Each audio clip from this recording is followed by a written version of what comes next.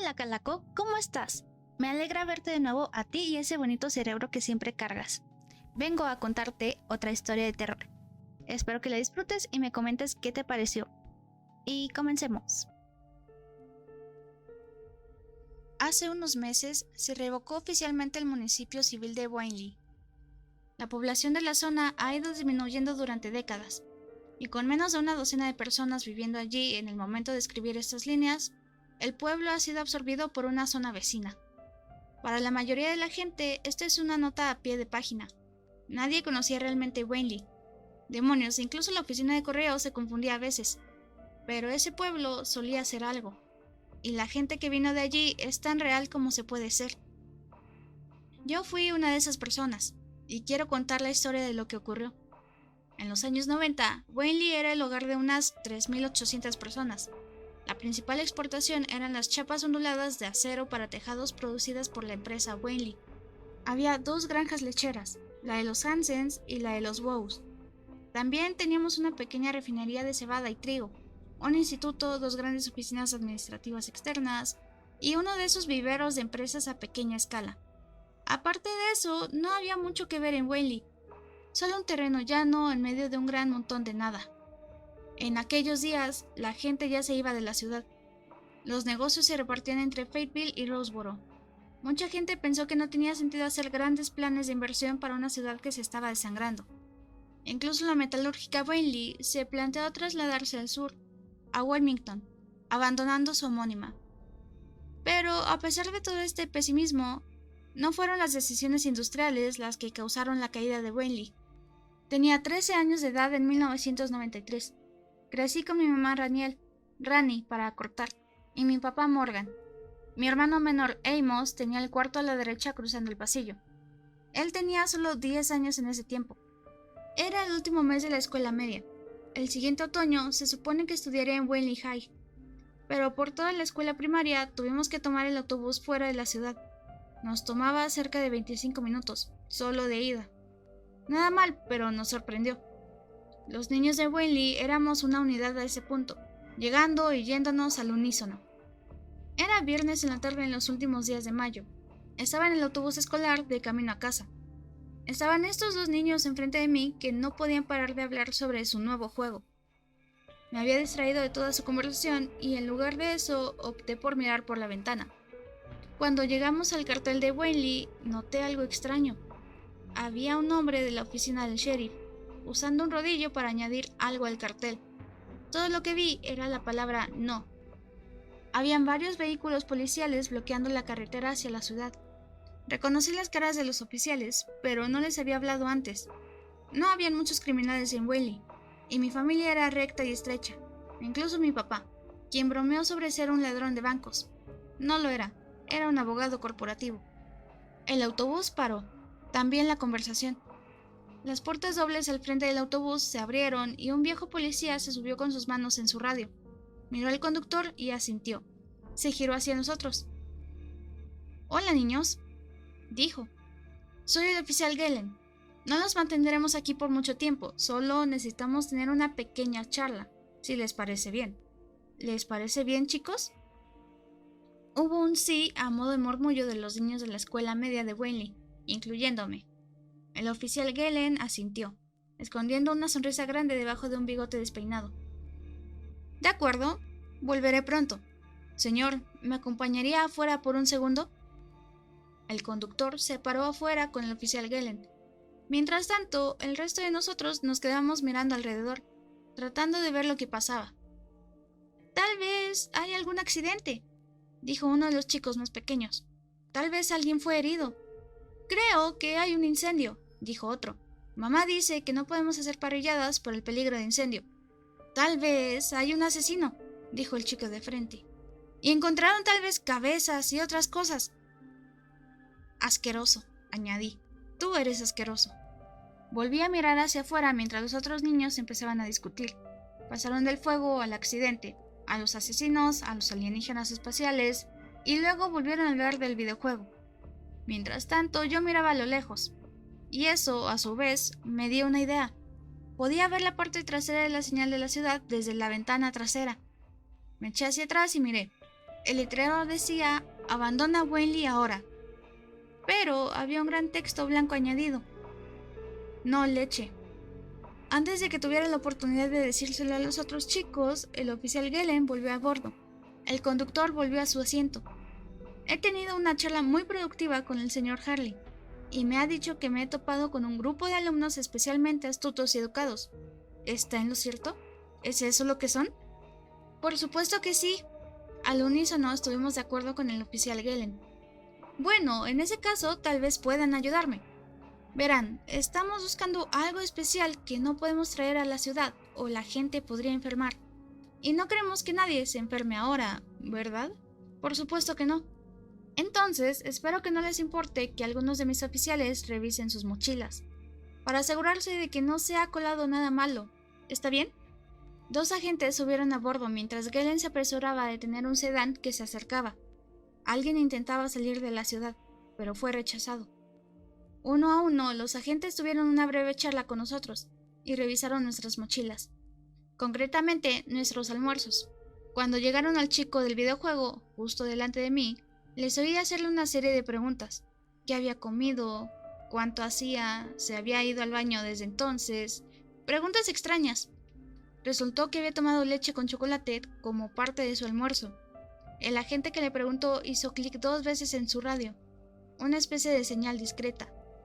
Cuando llegaron a mí, les entregué mi mochila. ¿Has bebido algo hoy?, me preguntó. Mi madre ha hecho limonada, dije. Suena muy bien. Ojalá mi madre me hiciera algo. Sonrió. ¿Algo de comer? ¿Algo de queso? ¿Algo de leche? Solo palitos de pescado y arroz, dije. Y catsup. No suena tan mal. Rebuscó en la mochila y pareció aliviado de no encontrar lo que buscaba. Muy bien, parece que hemos terminado. Que pasen un buen fin de semana. Una vez revisadas todas las mochilas, volvieron a rodear al niño del videojuego. Le pidieron que les acompañara y le dijeron que tenía que hacerle un par de preguntas más. Daba miedo. Empezó a llorar y trataron de animarlo en todo momento. Dijeron que llamarían a sus padres y que todo iría bien. Yo no estaba tan seguro. Cuando el autobús se puso en marcha, miré hacia atrás y vi al oficial Gelen en la ventanilla. Ya no sonreía. Tenía una expresión sombría, mirando fijamente el asfalto, inmóvil. Había una larga fila de coches siendo rechazados. Reconocí algunos coches, amigos y vecinos que buscaban una salida rápida. En un momento dado, el autobús tuvo que apartarse para dejar pasar un camión de bomberos. Me dio la impresión de que había pasado algo gordo, pero nadie me dijo qué era. La conversación se había apagado y tuve que llenar el silencio con mis preocupaciones. No había charla que me distrajera. Cuando llegamos a la parada del autobús, vi a todos nuestros padres en fila, incluidos mi madre y mi padre. Amos también estaba allí. Había agarrado un autobús más temprano y llevaba en casa desde el almuerzo. Cuando me bajé, mi padre me agarró en brazos. Mamá estaba llorando. ¿Qué han hecho?, preguntó papá. ¿Se han llevado algo? ¿Qué te han preguntado? Mamá me apartó de él. Déjalo ya, Morgan, me espetó. Vámonos a casa. Amos parecía desinteresado, aferrado a un cómic de las tortugas ninja que le habían sobornado. Un hombre de camuflaje con un fusil de asalto recorría la calle de arriba a abajo pidiendo a la gente que se dispersara y volviera a sus casas. Mamá y papá se apresuraron a volver al coche, metiéndonos a mí y a Amos en la parte de atrás. Él se puso a leer su cómic, pero yo seguí mirando por la ventanilla. Cuando volvimos a la carretera, en dirección a casa, me fijé en varias señales extrañas. El más destacado estaba en el escaparate de una tienda de la esquina. Prohibida la leche por orden de la Guardia Nacional. Cuando tomamos la carretera junto a la granja lechera Bowes, oí ruidos de estallidos. Antes de que tuviera la oportunidad de preguntar, mi padre intervino. «Están celebrando», dijo. «Son solo fuegos artificiales». Vivíamos al final de una calle, junto a una rotonda. Teníamos 3 casas vecinas. 2 de ellas eran parejas de ancianos que rara vez salían de casa, y la última era otra familia con un hijo adolescente. Habíamos salido un poco antes de que empezara el instituto, pero habíamos perdido el contacto en el último año o así. Aún así, tenía buenos recuerdos de ver películas en su televisión y jugar videojuegos. Seguro que tenían el nuevo videojuego. Al doblar la esquina, la calle era un caos. Los masones estaban en el césped, discutiendo con 2 bomberos. La otra pareja de ancianos, los Stevenson, arrastraban bolsas hasta su coche. A la otra familia no se le veía por ninguna parte, y su todoterreno no estaba en la entrada. La puerta principal estaba entreabierta y la cerradura rota. Había un trozo de papel blanco con texto rojo clavado en un lado de la puerta. «Vayan a sus habitaciones», dijo papá. «Hablaremos durante la cena».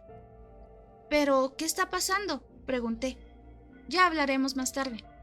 Por ahora necesito que se queden en sus habitaciones». Amos levantó la vista de su cómic. «¿Puedo jugar un videojuego?»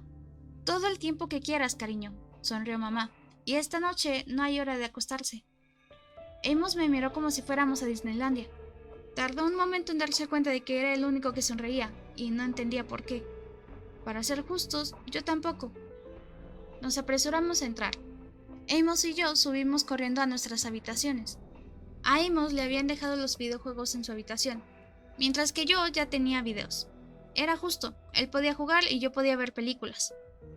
Pero yo no estaba de humor para ver nada. Tenía la sensación de que algo iba muy mal, y no dejaba de mirar por la ventana, esperando ver algo.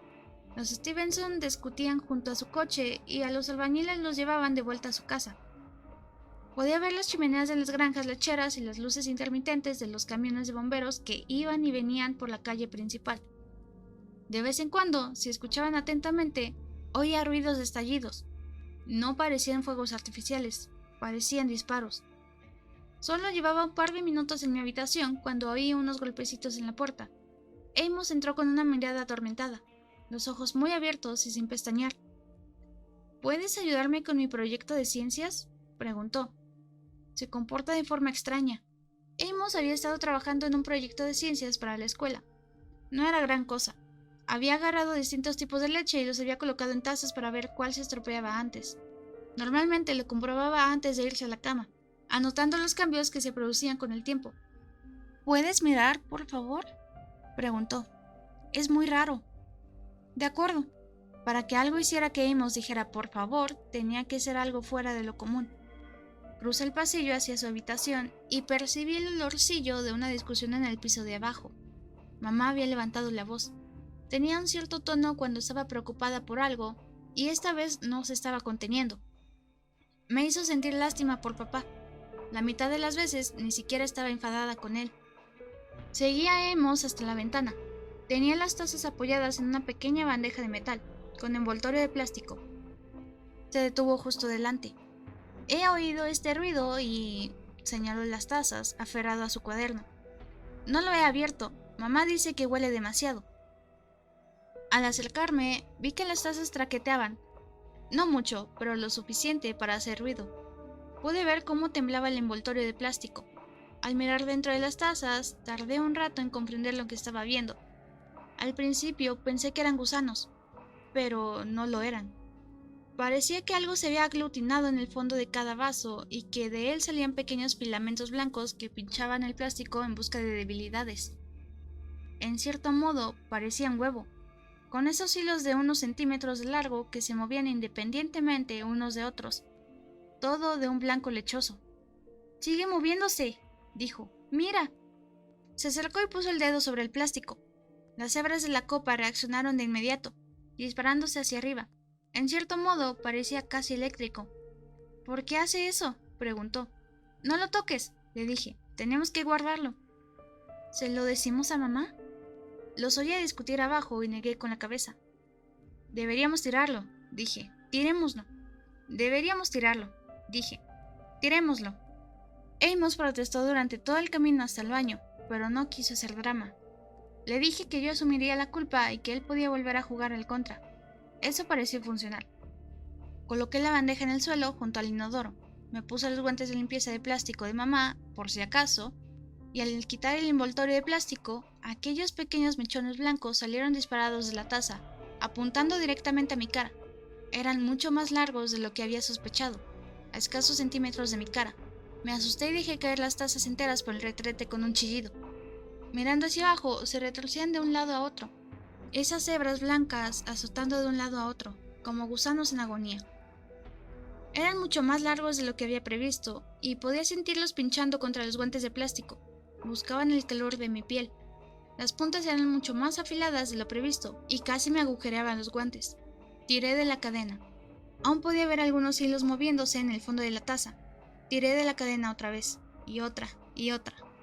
Por último, cuando ya no quedaba nada, tiré media botella de limpiador de inodoros. Volví a tirar de la cadena y esperé. Debí de quedarme sentado 10 minutos, mirando el agua. Sentí un cosquilleo en la espalda, como si hubiera escapado de un gran peligro. La misma sensación que se sentiría si hubiera estado a punto de pisar una serpiente o de ver un oso. Volví a mi habitación y saqué un cuaderno. Escribí: no hay leche. Intenté nombrar todos los lugares de la ciudad donde podía haber mucha leche o productos lácteos. Las granjas lecheras eran obvias, pero también estaba la cafetería del instituto, la tienda de la esquina con la máquina de helados y la tienda de ultramarinos. Como se trataba de una ciudad con varias granjas lecheras, la leche y el queso estaban por todas partes. Enumeré al menos 2 docenas de lugares donde podría haber muchos productos lácteos. Se oyó un fuerte golpe en la puerta de abajo. Amos y yo salimos corriendo de nuestras habitaciones para ver lo que pasaba. Desde arriba vi a papá abrir la puerta a un hombre con uniforme militar. Mamá miró hacia las escaleras. «Vuelvan a sus habitaciones», dijo. «Ya les diremos cuando puedan salir, ¿ok?» «Mamá, ¿qué está pasando?» «Solo juega tus juegos», dijo ella. «Esperen ahí». «Pero mamá, yo... ¡Cuartos!», gritó ella. «Ahora». No estaba bromeando. Amos y yo nos miramos y decidimos en silencio permanecer juntos en esta ocasión. Hubo una discusión entre mis padres y el hombre de la puerta. Amos y yo nos retiramos a mi habitación. Intentó leer, pero no paraba de distraerse. «¿Crees que es malo?», preguntó, dejando su cómic. Amos siempre había sido un poco pesado, muchas bromas y sustos, pero esta vez era diferente. No estábamos jugando. Era como un acuerdo silencioso. «Sí», dije. «Creo que sí». «¿Por qué? ¿Qué es tan malo?» «Creo que le pasa algo a la leche».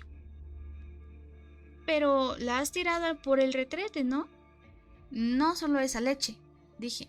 Toda la leche de la ciudad». «¿Toda se ha echado a perder?» «Peor», dije. «Como realmente mala». Lo que pasó después fue rápido. Oí que alguien subía las escaleras y al momento siguiente, mis padres abrieron la puerta de mi habitación. Nos pidieron que mantuviéramos la calma. Nos pidieron que guardáramos silencio. Nos pidieron que viniéramos, que nos quedáramos cerca y que no hiciéramos preguntas. Cuando salíamos, vi al hombre de uniforme entrando en el cuarto de baño del piso de arriba. Segundos después salió corriendo y gritando por el radio. Mamá y papá nos llevaron a toda prisa escaleras abajo.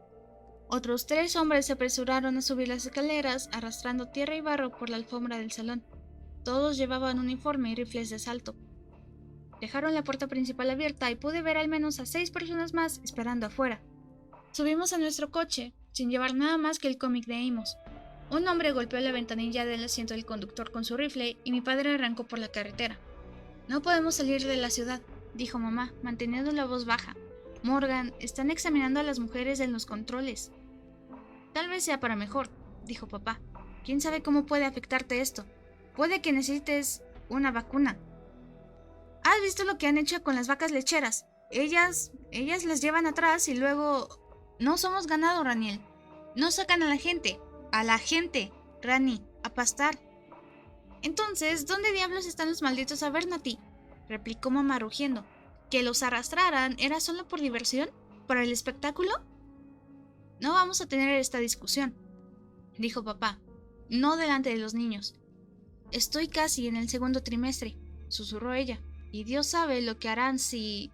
Mamá se calló, llevándose una mano a la boca. Papá la miró con una mezcla de lástima y frustración. «Me siento extraña, Morgan», continuó, «y no es como la última vez. Hay un gran cruce de 4 vías en pleno centro. Cuando llegamos a ese punto, los semáforos se habían puesto en rojo. Había unos camiones militares pasando uno por uno, al menos una docena, cubiertos con lonas de plástico azul.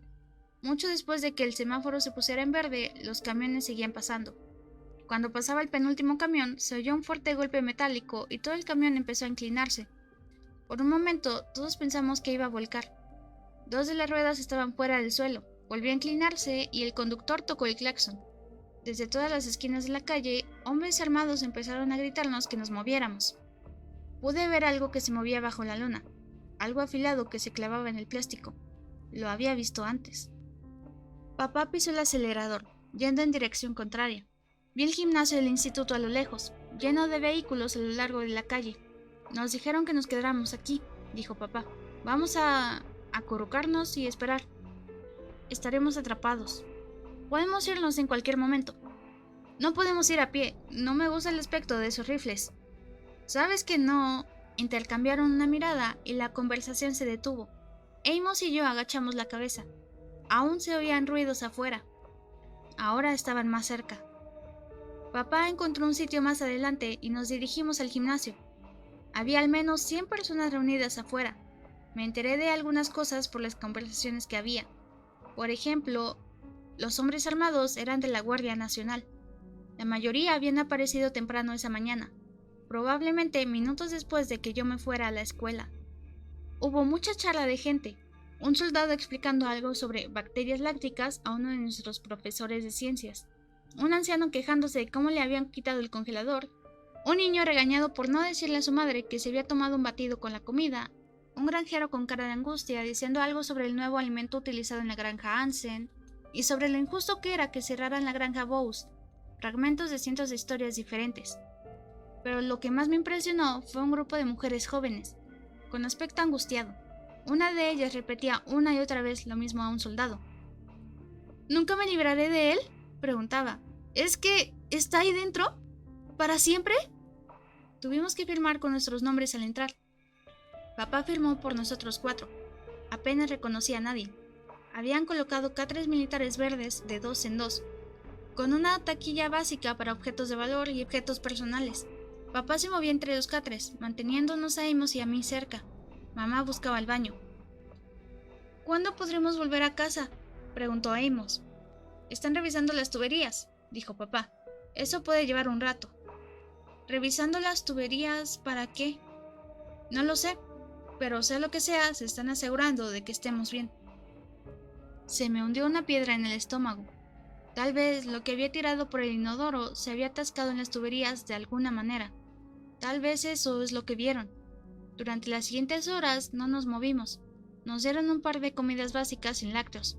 Cada 2 horas había un par de soldados recorriendo los pasillos, asegurándose de que todo el mundo pareciera estar bien. Pero la gente estaba lejos de estar bien. Vi a un tipo atlético temblando como una hoja, tosiendo en su mano una y otra vez. Sonaba horrible, como si su cuerpo intentara expulsar algo. Cuando la patrulla hizo su ronda, se lo llevaron afuera. No volví a verlo. Mamá estuvo mucho tiempo en el baño, al menos 1 hora. Cuando volvió, tenía la tez ligeramente ceniza, como si llevara días sin dormir. Papá estaba preocupado, pero ella le decía que estaba bien. Cuando empezó a oscurecer, las patrullas dijeron que cerraban por la noche. Había toque de queda.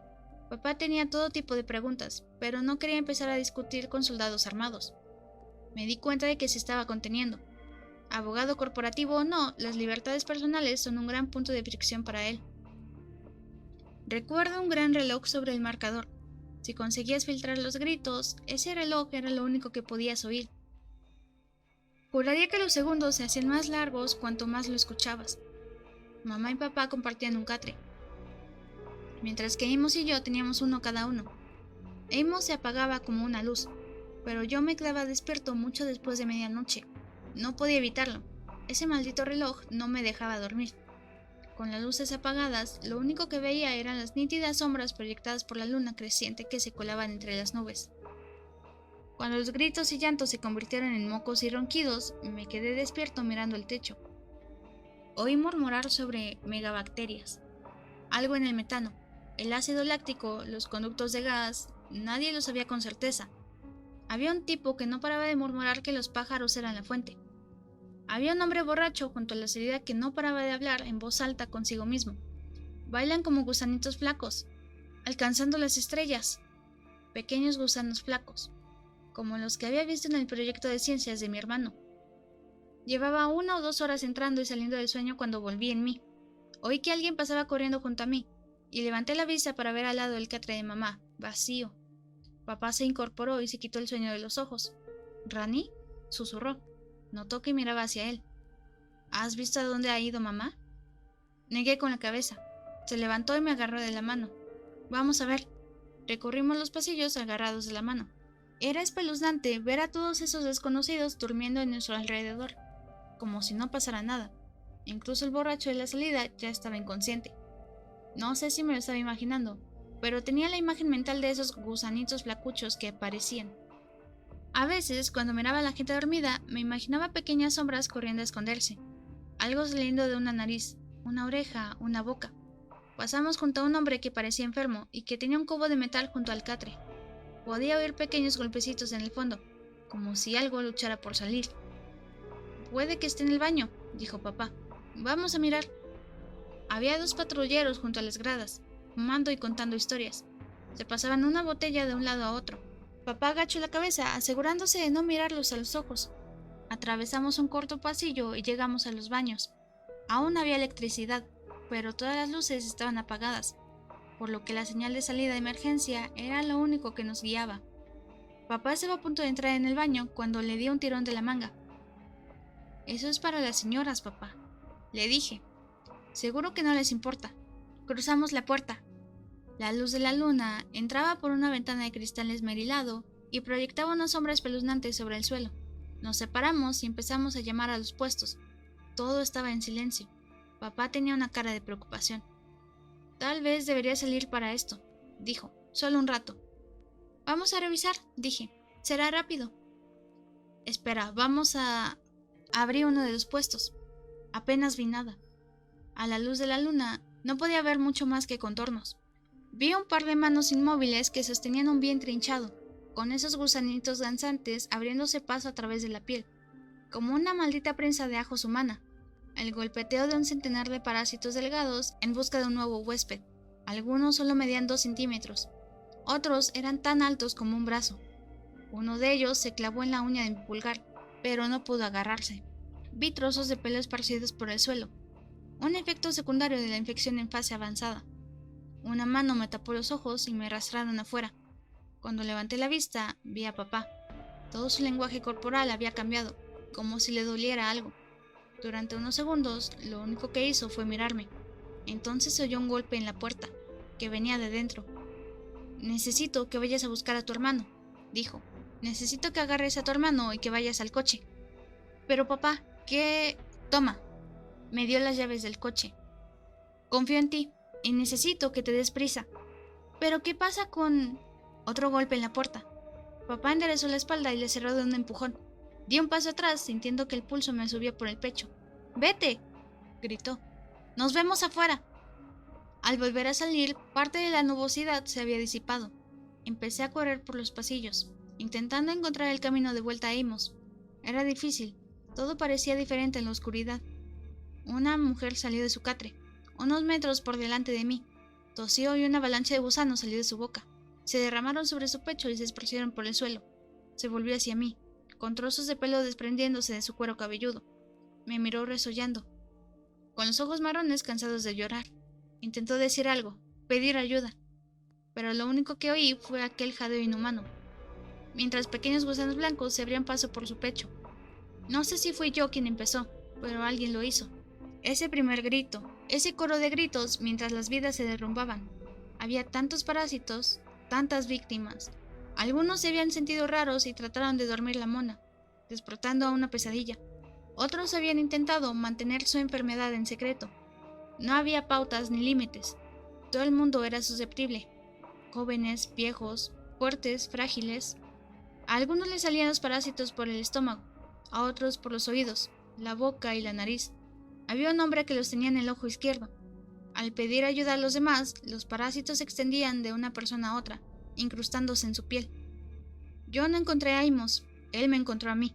Me contaba que un hombre malo le había quitado el cómic y que había huido en busca de su padre y de ayuda. Me hizo cientos de preguntas a la vez, pero yo me limité a agarrarlo y correr, agarrando las llaves del coche con tanta fuerza que se me acalambró la mano. Nos dirigimos a la salida, pero había una avalancha de gente que entraba y salía como una cascada. Alguien gritó, diciéndole a la gente que se tirara al suelo. Otros 10 gritaban pidiendo ayuda. Otros se limitaron a chillar como animales heridos. Amos se tiró al suelo y yo le seguí. Entonces empezaron los disparos. Salimos arrastrándonos a 4 patas.